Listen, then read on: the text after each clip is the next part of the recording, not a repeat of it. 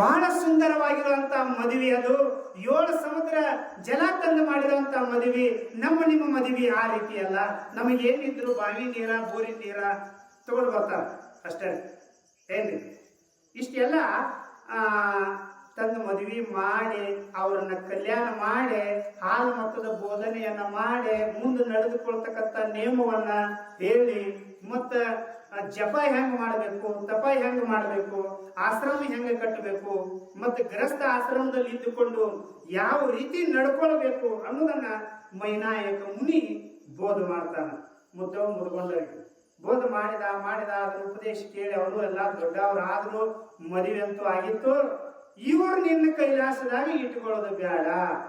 ಯಾವಾಗ ಕುರಿಗಳ ಮುಂದೆ ಬರ್ತಾವು ಅಂತಂದ್ರ ಕುರಿ ಇಲ್ಲದ ಕಂಬಳಿ ಹುಟ್ಟುತ್ತೈತಿ ಅಂತಂದ್ರ ಮತ್ತೆ ಇಂಥ ಹಾಲು ಮತ್ತು ಧರ್ಮರು, ಹಾಲು ಮತ್ತು ಪುರುಷರು, ಸತ್ಯ ಧರ್ಮರು ಬರಬೇಕಾಗಿತ್ತು ಅಂತಂದ್ರ ಈ ಹಾಲು ಮತದವ್ರನ್ನ ಇಲ್ಲಿ ಇಟ್ಟುಕೊಂಡು ಪ್ರಯೋಜನ ಇಲ್ಲ.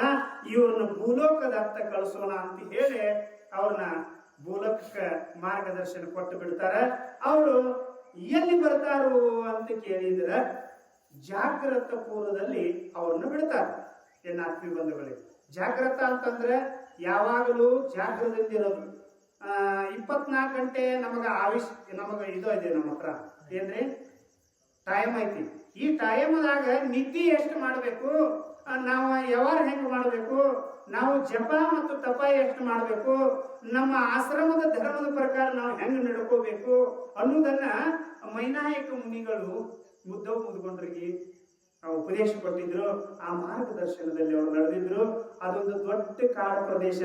ಅಲ್ಲಿ ಏನು ಇಲ್ಲ ಆಗಿತ್ತು. ಮಾನವ ಸುಳು ಇಲ್ಲ, ಮನುಷ್ಯರು ಯಾರು ಇಲ್ಲ. ಇವರಿಬ್ಬರ ಸತಿಪತಿಗಳು ಬಂದು ಕೇರಿ ಗಿಡ ಗಂಟಿಗಳನ್ನ ಕಡಿದು ಸ್ವಚ್ಛ ಮಾಡಿ ಕಲ್ಲ ಮುಳ್ಳುಗಳನ್ನೆಲ್ಲ ಆಯ್ದು ಒಂದೊಂದೆಲ್ಲ ಆರಿಸಿ ತೆಗೆದು ಸ್ವಚ್ಛವಾಗಿ ಭೂಮಿ ಮಾಡಿಟ್ರು. ಅಲ್ಲಿ ಒಂದು ಸಿದ್ಧಾಶ್ರಮ ಕಟ್ಟಬೇಕು, ಜಪ ತಪ ಮಾಡಲಾಕ ಒಂದು ಸಿದ್ಧಾಶ್ರಮ ಕಟ್ಟಬೇಕು ಅಂತ ಒಂದು ಚಿಕ್ಕದಾಗಿರ್ತಕ್ಕಂಥ ಒಂದು ಕುಟೀರವನ್ನ ಕಟ್ಟಿದ್ರು. ಆ ಕುಟೀರದಲ್ಲಿ ದಿನನಿತ್ಯ ಜಪ ಮತ್ತು ತಪ ಮಾಡ್ಕೋತ 600-700 ವರ್ಷ ತನಕ ಜಪ ತಪ ಮಾಡ್ತಿದ್ರು. ಪರಮಾತ್ಮ ಎಂದು ಕಳಿಸಿದಲ್ಲ ಅಂದಿನ ಹಿಡ್ಕೊಂಡು ಇಂದಿನವರೆಗೆ ಭೇಟಿಯಾಗಿದ್ದಿಲ್ಲ. ಯಾರ್ರಿ? ಪರಮಾತ್ಮ ಭೇಟಿಯಾಗಿದ್ದಿಲ್ಲ, ಕಳಿಸ್ಕೊಟ್ಟಿದ್ರು, ಭೇಟಿಯಾಗಿದ್ದಿಲ್ಲ. ಮುದ್ಕೊಂಡ್ರು, ಜಪ ತಪ ಮಾಡ್ಕೋತ ಅಲ್ಲಿ ಇದ್ರು. ಆತ್ಮೀಯ ಬಂಧುಗಳೇ, ಜಪ ಅಂತಂದ್ರೆ ಬಹಳ ಸುಂದರವಾಗಿರ್ತಕ್ಕಂಥ ಜಪ. ಅದು ಮನೆಯನ್ನ ಗೊತ್ತಲ್ಲ ನಿಮಗೆ, ಜಪ ಮನಿ ಎಲ್ಲ ಕಲಿಸ್ಯಾರ. ಸೊಮ್ಲಿಂಗ ಅಪ್ಪಗಳು ನಿಮ್ಗೆ ಕಲಿಸ್ಯಾರ. ಎಷ್ಟು ಮಾಡ್ತಿರೋ ಎಷ್ಟು ಬಿಡ್ತಿರೋ ಅದು ನಿಮ್ಮ ಚಿಂತನೆಗೆ ಬಿಟ್ಟುಕೊಟ್ಟದ್ದು. ಆತ್ಮೀಯ ಬಂಧುಗಳೇ, ಜಪ ಹಿಂಗ ಮಾಡ್ಬೇಕಂತ ಒಂದು ನಿಯಮ ಇರ್ತದೆ. ಹಂಗ ಕಣ್ಣು ಮುಚ್ಚಿಕೊಂಡು ಏಕಾಂತ ಸ್ಥಳದಲ್ಲಿ ಆ ಸಿದ್ಧಾಶ್ರಮದಲ್ಲಿ ಬಹಳಷ್ಟು ಶ್ರಮಪಟ್ಟು ಮುದ್ದಾಯಿ ಜಪ ತಪ ಮಾಡ್ಕೋತ ಇದ್ರು. ಅಂತ ಸಂದರ್ಭಗಳಲ್ಲಿ ಪರಮಾತ್ಮ ಏನ್ ಮಾಡಿದ ಅಂತಂದ್ರ, ಇಷ್ಟು ದಿವಸ ಆಗೈತಿ ಹೋಗಿಲ್ಲ, ಹೋಗಿ ಬರಬೇಕು ಅಂತ ಆಲೋಚನೆ ಒಳಗ ಇದ್ದ ಮುದ್ಕೊಂಡನ ಮುದ್ದಮ್ಮ ಹೇಳಕತ್ತಳು, ಅಪ್ಪ ಪತಿದೇವ, ಎಷ್ಟು ವರ್ಷ ಆಯ್ತು, ನಾವು 600-700 ವರ್ಷ ಆಯ್ತು ಜಪ ತಪ ಮಾಡ್ತೀವಿ. ಪರಮಾತ್ಮ ನಮ್ಮನ್ನ ನಿರ್ಮಾಣ ಮಾಡಿದ, ನಮಗ ಸಂರಕ್ಷಣೆ ಕೊಟ್ಟ, ಮೈನಾಯಕ ಮುನಿಗಳು ಉಪದೇಶ ಕೊಟ್ಟರು. ಅವ್ರ ಅಪ್ಪನ ಮೇರೆಗೆ ನಾವು ಜಪ ತಪ ಮಾಡ್ಕೋತ ಹೊಂಟಿದೀವಿ. ಇನ್ನೂ ಕೂಡ ಆತನ ದರ್ಶನ ನಮಗಾಗಿಲ್ಲ. ಅಂದ್ಮ್ಯಾಲ ಯಾಕೆ ದರ್ಶನ ಆಗಲಿಲ್ಲ ಅಂತ ಅಂತಿದ್ರು. ಪರಮಾತ್ಮ ಇವರು ದರ್ಶನ ಕೊಟ್ಟ ಇವರು ಭಕ್ತಿ ಪರೀಕ್ಷೆ ಮಾಡಿ ನೋಡಿ ಬರ್ಬೇಕಂತ ರೂಪ ಬದಲು ಮಾಡ್ಕೊಂಡ ಅವ ಜಾಗ್ರತೆ ಪೂರ್ವಕ ಇಳಿತಾನ ನಂದಿ ಮ್ಯಾಲ. ಏನ್ರಿ ನಂದಿ ಯಾವುದು ಅಂತಂದ್ರ ಅದು ಮುಂಡಮನೂರು ಮಹಾಲಿಂಗರಾಯನ ಅವತಾರ ಆಗುವ ನಂದಿ. ಅದು ಮುಂದೆ ಏನಿತ್ತು ಅಂತಂದ್ರ ಅದಕ್ಕೆ ಆದಿ ಬಸವಣ್ಣ ಅಂತ ಕರೀತಿದ್ರು. ಏನ್ರಿ ನಂದಿ ಒಂದು ಪ್ರದೇಶದಲ್ಲಿ ಬಿಟ್ಟು ತಾನು ಮುದ್ಕೊಂಡನ ಹತ್ರ ಬಂದ. ಮುದ್ಕೊಂಡು ನಟ್ಟು ಕಡಿತಿದ್ದ, ಗೊತ್ತಲ್ಲ ನಟ್ಟು. ಅದಕ್ಕೆ ಅವನಿಗೆ ಒಕ್ಕಲು ಮುದ್ದಪ್ಪ ಅಂತ ನಾಮಾಂಕಿತ. ನಟ್ಟು ಕಡಿತಿದ್ದ. ಬಹಳ ಬ್ಯಾಸಗಿ ಟೈಮದಲ್ಲಿ ನಟ್ಟು ಕಡಿತಾ ಇರುವಾಗ ಇವ್ ರೂಪ ಬದಲು ಮಾಡ್ಕೊಂಡ ದೇಶದಾರಿ ಪರಮಾತ್ಮ ಅಲ್ಲಿ ಬಂದು ಪ್ರತ್ಯಕ್ಷನಾಗಿ ಯಪ್ಪ ನನ್ನ ಹೊಟ್ಟೆ ಭಾಳ ಹಸದತಿ ಮತ್ತು ನನಗೆ ಅನ್ನ ನೀರ ಯಾರು ಕೊಟ್ಟಿಲ್ಲ, ನನಗೆ ಎಲ್ಲಿ ಸಿಕ್ಕಿಲ್ಲ, ದಯವಿಟ್ಟು ನನ್ನ ಪ್ರಾಣದಾನ ಮಾಡು, ಒಂದು ಸ್ವಲ್ಪ ಪ್ರಸಾದವನ್ನು ಕೊಡು, ಸ್ವಲ್ಪ ನೀರನ್ನು ಕೊಡು, ನಾನು ಪ್ರಸಾದವನ್ನು ನೀರು ಕುಡಿತೀನಿ, ದಯವಿಟ್ಟು ನನ್ನ ಹತ್ರ ಶಕ್ತಿ ಇಲ್ಲ, ದಯಾಮಯ ನೀನು ತಂದು ಕೊಡು ಅಂತಂದಾಗ ದಯಾಸಾಗರನಾಗಿರ್ತಕ್ಕಂಥ ಮುದ್ದುಗೊಂಡ ತಾನೇನು ನಟ್ಟೆ ಕಡಿತಿದ್ದು ಆ ಗುದ್ಲಿಯನ್ನ ಅಲ್ಲೇ ಬಿಟ್ಟ. ಯಪ್ಪ ಸ್ವಲ್ಪ ತಡೀರಿ ಅಂತ ನೀವು ಇಲ್ಲೇ ಇರ್ರಿ, ನಾನು ಆಶ್ರಮಕ್ಕೆ ಹೋಗಿ ತಗೊಂಡು ಬಂದು ನಿಮಗೆ ಕೊಡ್ತೀನಿ ಅಂತ ಮುದ್ದುಕೊಂಡು ಓಡ್ಕೋತ ಹೋಗ್ತಿದ್ದ. ಈ ಪರಮಾತ್ಮ ಅವ್ ಮುದ್ದುಕೊಂಡು ಆ ಕಡೆ ಓಡ್ಕೋತ ಹೋದ, ಈ ಕಡೆ ಗುದ್ಲಿ ತಗೊಂಡ ಇವ್ ನಿಜ ರೂಪದಿಂದ 12 ಹರದಾರಿ ಎಲ್ಲ ನಟ್ಟು ಕಡ್ದು ಮುಗಿಸಿದ. ಜಮೀನು ಏನ್ರಿ ನಟ್ಟು ಕಡ್ದು ಮುಗಿಸಿದ, ಕೆಲಸ ಎಲ್ಲ ಮುಗೀತು. ಅಷ್ಟರೊಳಗ ಧರ್ಮ ಪತ್ನಿಯಾಗಿರುವಂತ ಹಾಲಿನಿಂದ ಉದ್ಭವ ಆಗಿರ್ತಕ್ಕಂಥ ಮುದ್ದವ್ರು ಹೋಗಿ ಕೇಳ್ತಾನ, ಹಿಂಗ ಒಬ್ರು ಬಂದಾರು ಮತ್ತೆ ನೀರ ಪ್ರಸಾದ ಕೇಳಾಕತ್ಯಾರು, ಬೇಗ ರೆಡಿ ಮಾಡಿ ಕೊಡು ಅಂತಂದಾಗ ಆ ತಾಯಿ ಜಪ ಮಾಡೋದು ಬಿಟ್ಲು, ತಪ ಮಾಡೋದು ಬಿಟ್ಲು, ಎದ್ದು ಕೇಳಿ ಸಿದ್ಧ ಪ್ರಸಾದ ಅಂದ್ರೆ ಸಿದ್ಧಾಶ್ರಮದಲ್ಲಿ ಸಿದ್ಧ ಪ್ರಸಾದ ಮಾಡಿ ನೀರು ಕೊಟ್ಟು ಕಳಿಸ್ತಾಳು. ಓಡ್ಬಂದು ಮುದ್ಕೊಂಡು ಬಂದ ನೋಡ್ತಾನು, ಮತ್ತು ಮುಪ್ಪಾನ ಮುದಕ್ಕಾಗಿ ಹಂಗ ನಿಂತಿದ್ದ, ಗದ್ದಕ್ಕೆ ಬಡಿಗೆ ಹಚ್ಕೊಂಡು ನಿಂತಿದ್ದ. ಆ ಹೊಲ ಭೂಮಿ ನೋಡಿದ, ಎಲ್ಲಾ ಭೂಮಿ ನಟ್ಟು ಕಡ್ದ ಮುಗಿಸಿದ್ದ. ಅವನಿಗೊಂದು ವಿಚಿತ್ರ ಅನಿಸ್ತು, ಇದು ಸಾಮಾನ್ಯ ಮಾಡೋರು ಕೆಲಸ ಅಲ್ಲ, ಸಾಕ್ಷಾತ್ ಪರಮಾತ್ಮನ ಬಂದಾನು ಅಂತ ಹೇಳಿ ಅವನಿಗೆ ಅನ್ನ ಪ್ರಸಾದ ಕೊಟ್ಟ. ಯಪ್ಪ ನೀವು ಪ್ರಸಾದ ಮಾಡ್ರಿ, ಊಟ ಮಾಡ್ರಿ, ನೀರು ಕುಡ್ರಿ ಅಂತ ಹೇಳಿ ಅವರಿಗೆಲ್ಲ ಅನುಕೂಲ ಮಾಡಿಕೊಟ್ಟ. ಆ ಬಳಿಕ ಪರಮಾತ್ಮ ಪ್ರತ್ಯಕ್ಷನಾಗಿ ಹೇಳ್ತಾನು. ಅಷ್ಟನ್ನೋದ್ರಾಗ ಮುದ್ದವಳು ಕೂಡ ಅಲ್ಲಿಗೆ ಬರ್ತಾಳು.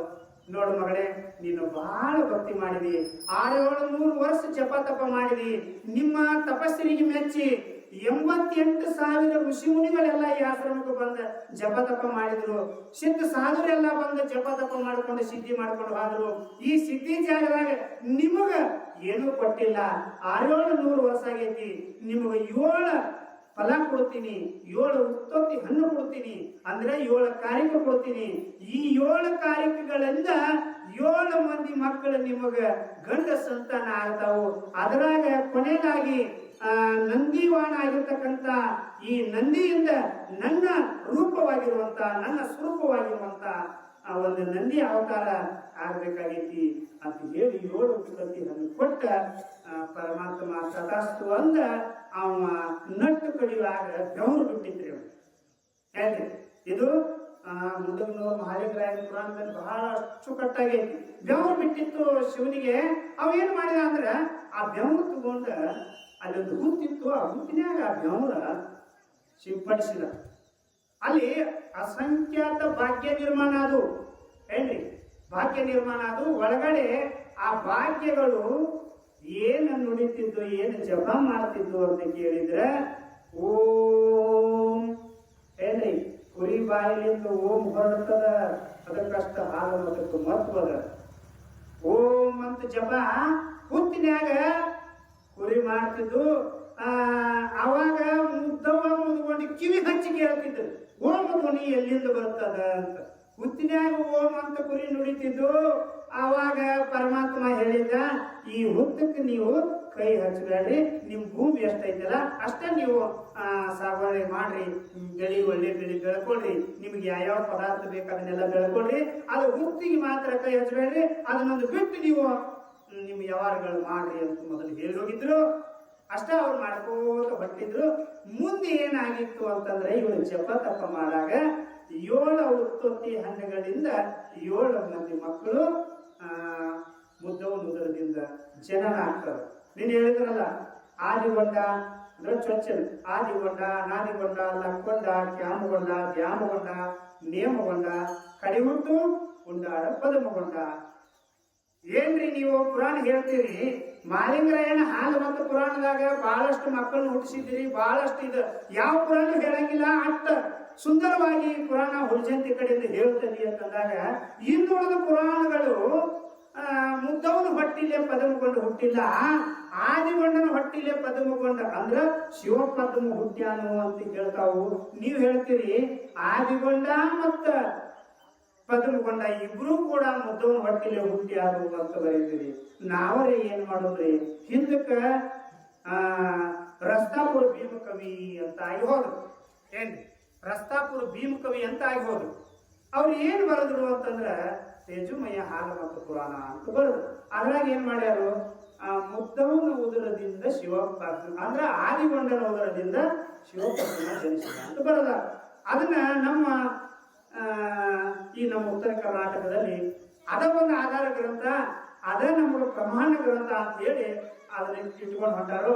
ಇದು ಹುಲಜಂತಿ ಮುಂಡಗನೂರು ಮಹಾಲಿಂಗರಾಯನ ಹಾಲ ಮತ ಪೀಠದ ಮನಿ ಮಾತು ಏನು ಅಂತ ಕೇಳಿದ್ರೆ, ಮಹಾಲಿಂಗರಾಯನ ಅಂಶಿಕರು ಇವರೇ ಇರೋದ್ರಿಂದ ಅವರು ಹಿಂದಿನ ಹಿರಿಕರು ಏನ್ ಹೇಳ್ಕೊತ ಬಂದಾರಲ್ಲ ಅದನ್ನೆಲ್ಲ ತಲೆಯಾಗಿ ಇಟ್ಟುಕೊಂಡು ಕೇಳ್ಕೊಂಡು ತಮ್ಮ ಮಕ್ಕಳಿಗೆ ಹೇಳ್ಕೊಂಡು ಬಂದಾರ, ಅವ್ರ ಮಕ್ಕಳಿಗೆ ಹೇಳ್ಕೊಂಡು ಬಂದಾರ.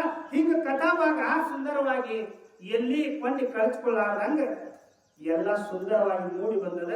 ಅದಕ್ಕೆ ಮುಂಡಗನೂರು ಮಹಾಲಿಂಗರಾಯನ ಮಠಮಣಿಪ ಅಂತಂದ್ರ ಇದೊಂದು ಮಹಾಲಿಂಗರಾಯನ ಮಕ್ಕಳ ಅಂಶಸ್ಥಾನ. ಇದು ಹುಲಜಂತಿಗೆ ಮತ್ತು ಮುಂಡಗನೂರಿಗೆ ಬಹಳಷ್ಟ ಆತ್ಮೀಯತೆ ಮತ್ತು ಬಹಳಷ್ಟು, ಯಾಕಂದ್ರೆ ಈ ಎರಡು ಮಠ ಅವಂದೇ ಇರೋದ್ರಿಂದ ಅವನ ಅಂಶಿಕರು ಬರೆದಿರ್ತಕ್ಕಂಥ ಈ ಪುರಾಣ ಬಹಳ ಸುಂದರವಾಗಿರ್ತಕ್ಕಂಥ ಪುರಾಣ. ಆತ್ಮೀಯ ಬಂಧುಗಳೇ, ಶಿವಪದ್ಮ ಆದಿಗೊಂಡನ ಮಗರೇ ಇರ್ಲಿ, ಮುದ್ದವನ ಮಗ ಪದಮಗೊಂಡರೇ ಇರ್ಲಿ, ಆತ್ಮೀಯ ಬಂಧುಗಳೇ, ಈ ಪದಮಗೊಂಡ ಏನ್ ಮಾಡ್ತಾನು ಅಂತ ಕೇಳಿದ್ರೆ ಜಪ ತಪ ಮಾಡ್ಕೋತ ಇವ್ರು ಮಾಡಿದ್ರಲ್ಲ. ಇನ್ನೊಂದು ನಿಮ್ಗೆ ಹೇಳ್ಬೇಕು, ಜಪ ಹೆಂಗ್ ಮಾಡ್ಬೇಕು ಅಂತಂದ್ರೆ, ಈಗ ನಾವು ದಿನಂಪ್ರತಿ ಮನೆಯಲ್ಲಿ ಲಿಂಗ ದೀಕ್ಷಾ ತಗೊಂಡ ಮ್ಯಾಲ ಗುರುಗಳು ಹಾಕಿ ಕೊಟ್ಟಿರ್ತಕ್ಕಂಥ ಮಾರ್ಗದಲ್ಲಿ ನಮಗೆ ಟೈಮ್ ಸಿಗಂಗಿಲ್ಲ. ಯಾಕಂದ್ರೆ ನಮಗೆ ಒತ್ತಡಗಳು ಹಂಗಿರ್ತಾವ, ಮನಿ ತುಂಬಾ ದನ ಇರ್ತಾವ, ಎತ್ತುಗಳು ಇರ್ತಾವ, ಒಕ್ಕಲ್ತನ ಮಾಡ್ಬೇಕಾಗಿರ್ತದ, ಇವೆಲ್ಲ ಕಾರ್ಯಗಳು ಬಹಳಷ್ಟು ಇರ್ತಾವ. ಅವಾಗ ನಾವು ಸೌಡಿಲ್ಲದ ಸಾವುಕಾರ ಆಗಿರ್ತೀವಿ. ಸೌಡಿಲ್ಲದ ಸಾವುಕಾರ ಅಂದ್ರೆ ನಮಗ ಟೈಮ್ನ ಇರಂಗಿಲ್ಲ, ಏಕಾಂತದಲ್ಲಿ ಕುಂದಿರ್ಬೇಕು, ಈ ಮಹಾಲಿಂಗರಾಯನ ಹತ್ರ ಬಂದು ಕುಂದಿರ್ಬೇಕು, ಜಪ ತಪ ಮಾಡಬೇಕು ಅನ್ನುವಂಥದ್ದು ನಮಗ ಅಷ್ಟು ಟೈಮ್ ಇರಂಗಿಲ್ಲ. ಸರಕ್ಕಿನ ಬರುದ, ಬರಕ್ಕಿನ ದರ್ಶನ ಮಾಡುದ, ಅವನ ಬಂಡ್ರ ಹಚ್ಕೊಳ್ಳೋದ, ಮತ್ತೆ ನಮ್ಮ ಕಾಯಕವನ್ನ ಮಾಡುದು, ಇದು ತಪಸ್ಸಿನ ಬೇಡ ಅಂತಲ್ಲ. ಇದು ನಿಮ್ಮ ಭೋಗದ ಇತಿ ಆಯ್ತು, ಇದು ನಿಮ್ಮ ರೋಗದ ಇತಿ ಆಯ್ತು.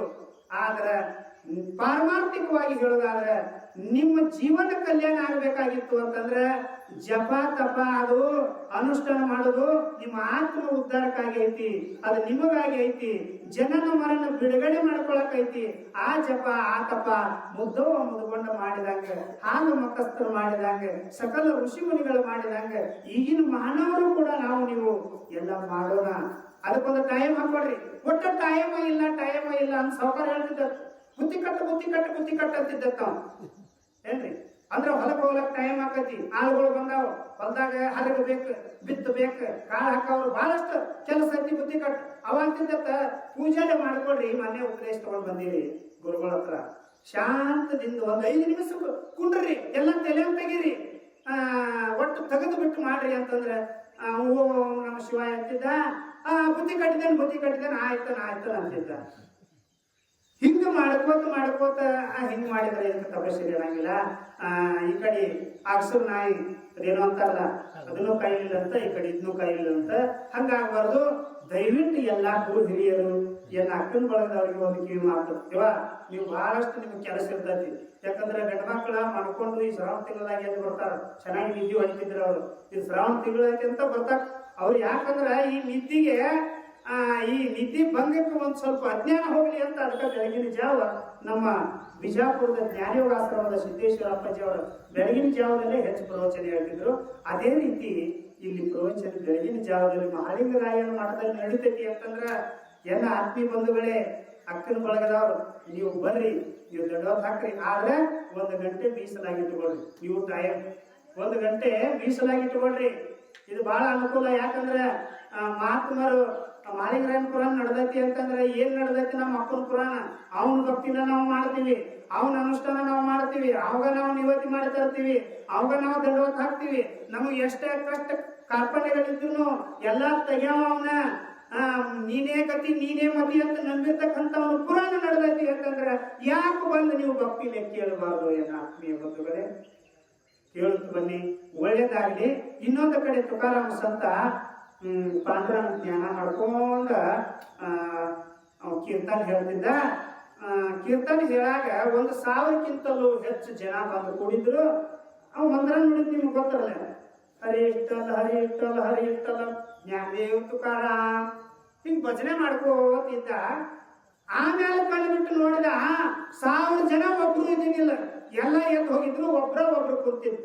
ಅವಾಗ ಅವ್ನು ಜಪ ಮಾಡ್ಕೋತ ಕಣ್ಣು ಬಿಟ್ಟು ನೋಡಿದ, ಅಪ್ಪ ಪುಣ್ಯಾತ್ಮ, ನಾನು ಸ್ಟಾರ್ಟ್ ಮಾಡುವಾಗ 1,000 ಜನ ಇದ್ರು, ಯಾರು ಒಬ್ರು ಕೂತಿಲಿ, ಎಲ್ಲ ಎದ್ದು ಹೋಗ್ಯಾರ, ನೀವು ಒಬ್ಬರೇ ಕೂತಿದಿ ನೋಡು ದೊಡ್ಡ ಪುಣ್ಯಾತ್ಮ ಹಂಗ.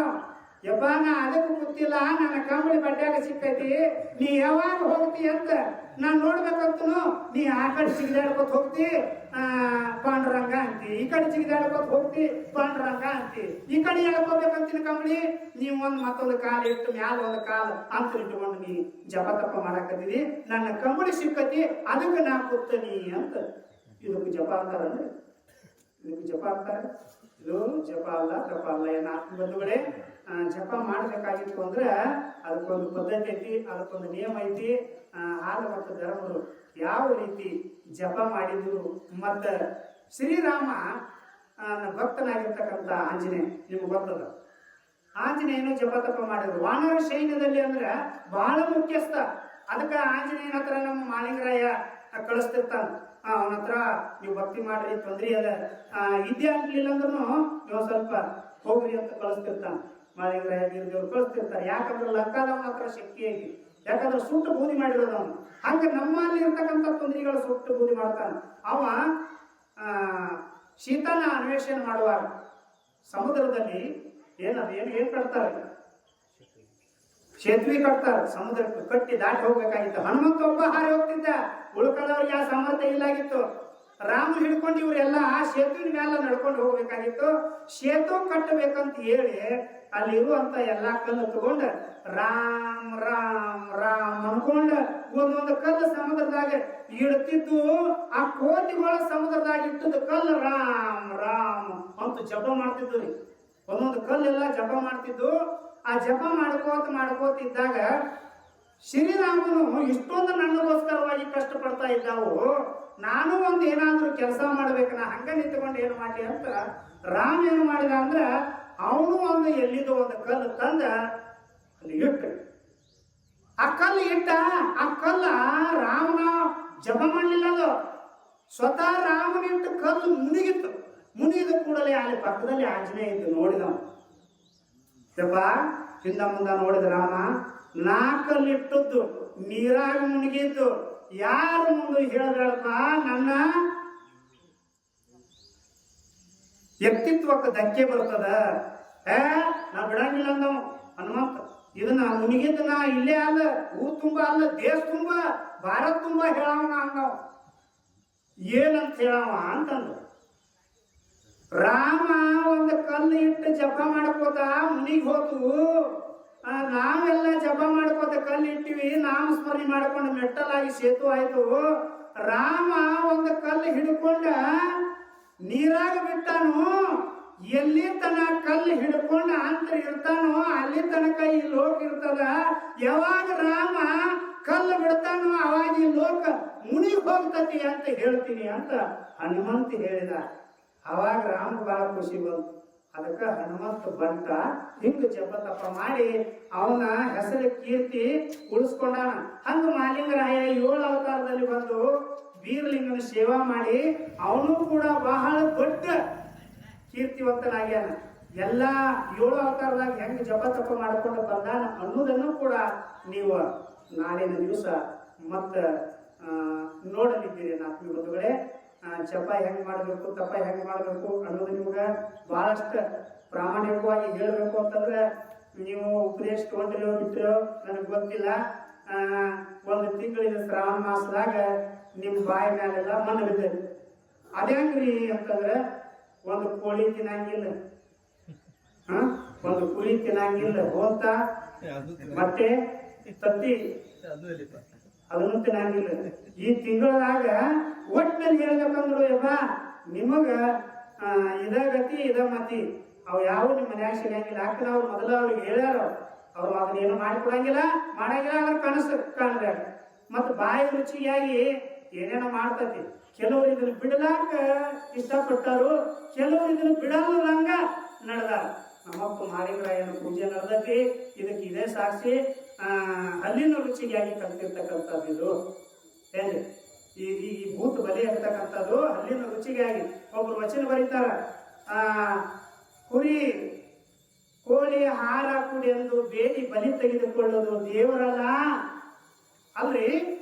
ದೇವರಿಗೆ ಅಂತಾನೆ ಕುರಿ ಮಾಡ್ತೀವಿ, ಕೋಳಿ ಮಾಡ್ತೀವಿ, ಹುಂಜ ಮಾಡ್ತೀವಿ, ಚಲೋ ಚಲೋ ಟಗರುಗಳನ್ನು ಮಾಡ್ತೀವಿ. ದೇವರಿಗೆ ಅಂತಾನೆ ಹರಕೆ ಹೊತ್ತಿರ್ತೀವಿ.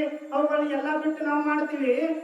ದೇವರಿಗೆ ಕುಡಿದು ಬಲಿ ಕೊಡುದು ಅದು ದೇವರಲ್ಲ ಅಂತಂದ್ರ ಮತ್ತ ನಾವು ಮಾಡುದ್ರೆ ಎದಕ್ ಅಂತಂದ್ರ ಅವರು ಉತ್ತರ ಹೇಳ್ತಾರ, ಅದು ಭೂತ ಬಲೆ, ಅದು ಭೂತಗಳ ಊಟ.